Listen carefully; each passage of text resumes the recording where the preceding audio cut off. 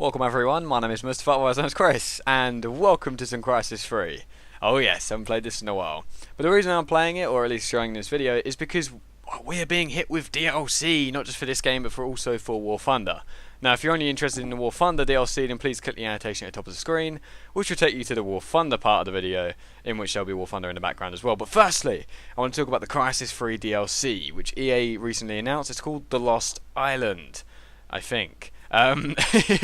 It's pretty generic DLC, you know, it's got 4 maps, but here's the interesting part: it has 2 game modes and more weapons. Now, Crysis 3 is being out for, well, what's the month now? So we're in June, so about 4 months now. So you know, DLC it should have come out around this time. It comes out next week, June 4th, I believe it comes out, or something like that. June 4th, June 6th, who knows? But am I excited for this DLC or not? Now here's the thing. I'll just show you the screenshots on screen now. There you go, enjoy. There's 4 screenshots of 1 from each map. Now, as you can see, the maps look pretty similar to each other. They're all in this jungle setting, which makes sense considering it's called The Lost Islands. Now, Crytek and EA have said that they want to go back to their spiritual roots, and that's a quote, by the way. And I'm not really sure what they're trying to do, but it looks like they're trying to make maps that look just like the ones from, or the big map from Crysis, the original Crysis. So, you know, I'm not really sure how to feel about this. I was kind of hoping for maybe like 2 maps like that, and then 2 maps from elsewhere. And considering you probably won't see more DLC for like 2, maybe 3, maybe even 4 months, I kind of find this DLC not to be all that great, especially seeing as EA were annoyed at Crytek because they thought they were going to sell 205. No, they thought they were going to sell a lot more copies than they did, but what they ended up selling was 205,000 copies, which is still a fair amount. But in terms of game development, that's not as much, near as much as EA had been, you know, hoping for.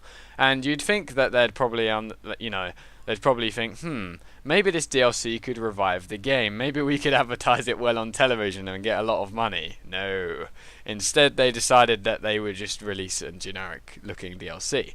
Now, I know a lot of you probably maybe are excited about this DLC, but I personally am not.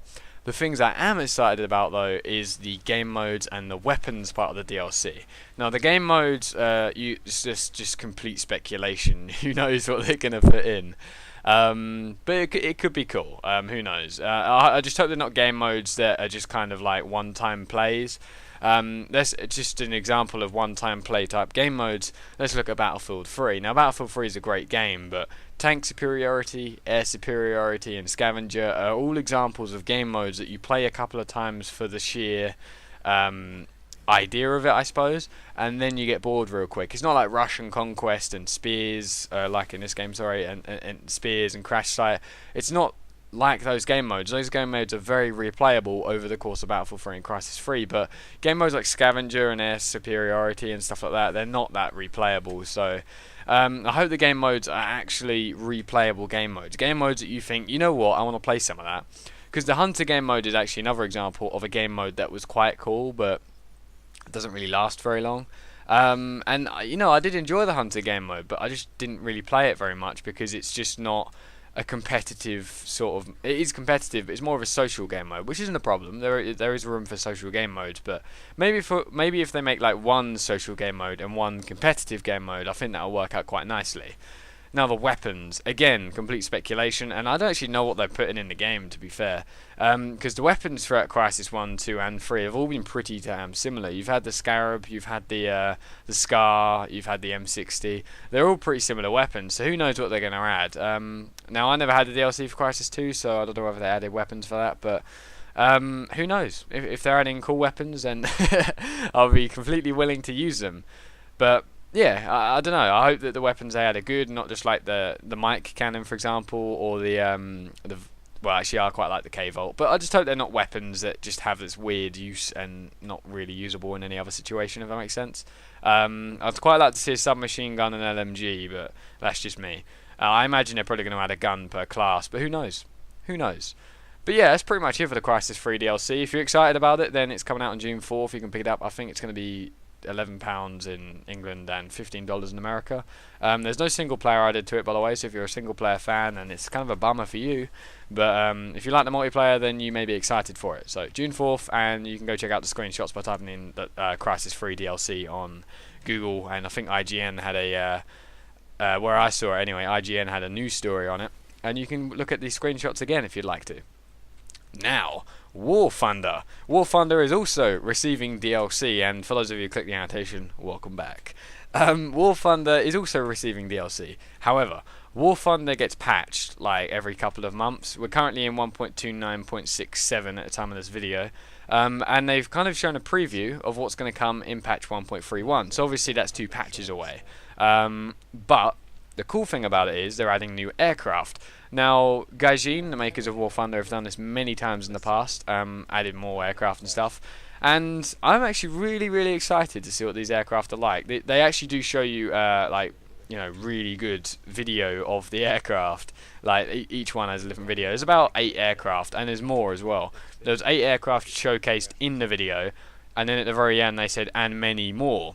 So who knows? There's probably going to be quite a few aircraft. I estimate about 15 to 20 aircraft being added to the game. Now, the only ones they showed in the actual trailer were Russian and American aircraft, which a lot of people actually complained about in the comments to that video. A lot of people were saying, oh, why haven't the Japanese had more aircraft and stuff like that, and where's the British aircraft? But what people seem to forget is that this game is in beta. There is still a lot to be added to the game. There's still the tanks, the ground troops, there's still the naval part of the game. There's so much time for Gaijin to add in the rest of this that I'm really not worried about the fact that there's no new Japanese aircraft. Now, someone did comment saying that there are a lot of Japanese aircraft that can be added, and they actually added a list of the aircraft that could be added too, which I thought was pretty cool. So kudos to you people. But yeah, when they add Japanese aircraft, I'll be very happy. But for now, I'm happy with Japanese Air Force anyway. They're my most used Air Force at this stage in time. However, there are 4 aircraft that stood out to me in the trailer, and I'm going to explain why. And you guys, if you want to watch the video after you finish watching this video, you can click the link in the description, and it will take you straight there.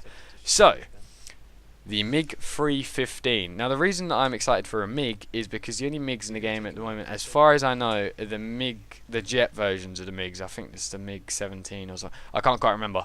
I'm a big aircraft fan, and I can't quite remember what they're called. It doesn't matter. They're really awesome looking aircraft. They look a bit like the F-86 Sabre. That's kind of where the Americans got their design from, because they saw the Russians announce their MiGs. It was a bit of a history for you, and then they decided to make the same very similar aircraft to compete with the Russians, which worked out very well for them. So yeah, the MiG 315 is like a propeller version of the aircraft. It looks a bit like the LAG series of aircraft, the LA5 series of aircraft. It looks very nice. I really look forward to that. Now, my personal favourite out of all of the aircraft I'm excited for is the Yak 15. I love the Yaks. The Yaks are awesome aircraft, excluding the Yak 9T, which is an awesome aircraft by all accounts, but it's too awesome. I can't handle it. No one else can either. But yeah, the Yak 15. Now, the current Yaks in the game, you got the Yak 7B, the Yak 1B, the Yak 9T, and the Yak 3. Now, the Yak, all of those are propeller-based aircraft, and they're very, very good to use, excluding the Yak 9T as well, because it's too awesome for all of us.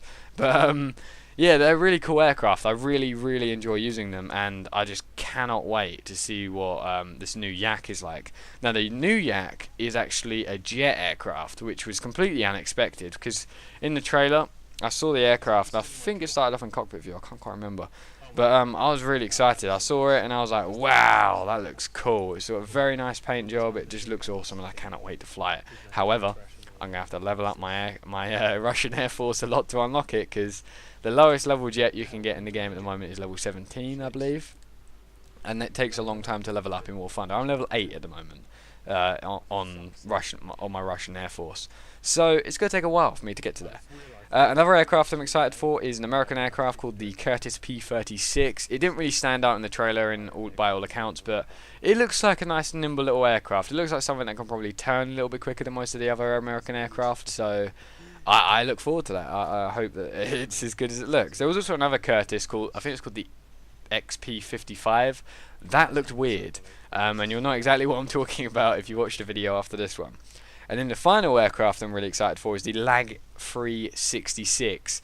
Currently you have the Lag 335, and then there's a bunch of other Lags from level 11 onwards. So I wonder where the 66 is going to fit into this, but I think they'll probably put it at like rank 9, rank 8 or something like that. So I look forward to that. I like the lag series of aircraft, and because it's taken me so long to level up to get to the next set of lag aircraft, I can't really test out how much I like the lag aircraft. But I really enjoyed the lag 335. That was a level 3 aircraft. I don't use it anymore, but it'll be nice to have another one. And that's actually what I wanted to, just on the end of this. That's the thing I love about the Gaijin and War Thunder is they're always adding stuff. You know, it's not like game like big AAA titles. It's kind of like you got to wait for a DLC to come out. Whereas Gaijin, although technically it is DLC, because it's a free-to-play game, the DLC comes out for free technically with each update.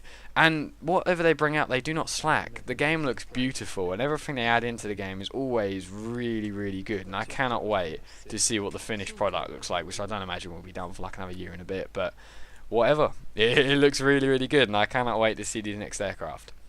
So I hope you enjoyed. Obviously, it's quite an informative video about all the new DLC coming out for Crysis 3 and War Thunder. So I hope you enjoyed. Like, comment, and subscribe, all that good stuff. I've been Mustafa, over and out.